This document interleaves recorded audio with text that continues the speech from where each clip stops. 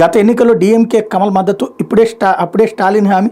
July 24న తమిళనాడులో ఖాళీగానున్న ఉన్న 6 రాజ్యసభ సీట్లు, కమల్తో రాష్ట్ర మంత్రి చర్చలు అన్నటువంటి వార్తని హైలైట్ చేశారు. లేకపోతే వారంలో తిరుపతికి సిబిఐ చీఫ్, టీటీడీ పూర్వపాలక వర్గాన్ని ప్రశ్నించే వీరు, నాటి కీలక అధికారులపైన విచారణ, అంత తక్కువకు నెయ్యి ఎలా కొన్నారు, అందులో నాణ్యత ఎలా సాధ్యం, కమిషన్లు పర్సంటేజీలకు ఆశపడ్డారా, నాటి ప్రభుత్వ పెద్దల ఒత్తిడికి లొంగారా, లోతుగా ప్రశ్నించేందుకు సిద్ధమవుతున్న సిట్, నెయ్యి పరిమాణంలోనూ తేడాలు అన్నటువంటి వార్తని హైలైట్ చేశారు.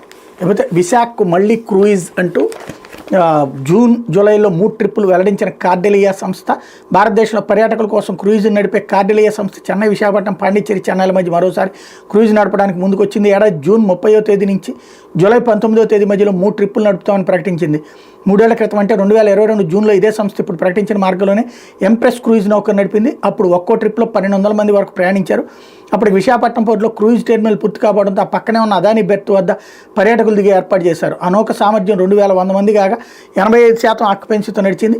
మంచి ఆదరణ లభించింది. ఇప్పుడు పోర్టులో అధునాతన టెర్మినల్ అందుబాటులో ఉన్నందున క్రూయిజ్ నడపాలని కార్డెలియా ప్రతినిధులు ఏపీ టూర్స్ అండ్ ట్రావెల్స్ అధ్యక్షుడు విజయమోహన్ కోరగా 3 ట్రిప్పులు నడపడానికి అంగీకరించింది.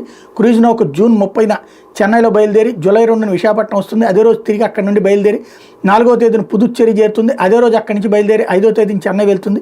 దీంతో ట్రిప్ పూర్తవుతుంది. ఆ తర్వాత జూలై 7వ తేదీన మరో ట్రిప్ ప్రారంభమై అదే మార్గంలో 12వ తేదీన చెన్నైలో ముగుస్తుంది. 3వ ట్రిప్ జూలై 14న చెన్నైలో మొదలై తిరిగి 19వ తేదీన ముగుస్తుంది. ఒక్కో ట్రిప్లో చెన్నైలో ఎక్కి తిరిగి చెన్నైలో దిగితే క్రూయిజ్ 5 రాత్రులు సముద్రంలో ఉంటుంది.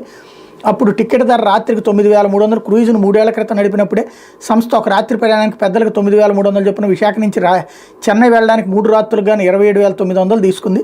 అయితే చెన్నై నుంచి విశాఖపట్నం వచ్చిన వారు 2 రాత్రులకు 18600 చెల్లించారు. షెడ్యూల్ ప్రకటించిన వెంటనే టికెట్ బుక్ చేసుకున్న వారికి ఒక రాత్రికి 8000 వసూలు చేశారు. ఆ తర్వాత ఒక రాత్రికి 13000 వరకు పెంచారు. క్రూయిజులు అల్పాహారం, భోజనం ఉచితం, మద్యం, వైఫైలకు అదనపు ఛార్జీలు వసూలు చేస్తారు. అయితే ఇంకా ధరలు నిర్ణయించాల్సి ఉందని కే విజయమోహన్ అధ్యక్షుడు AP tours and travels statement ఇక్కడ హైలైట్ చేశారు. లేకపోతే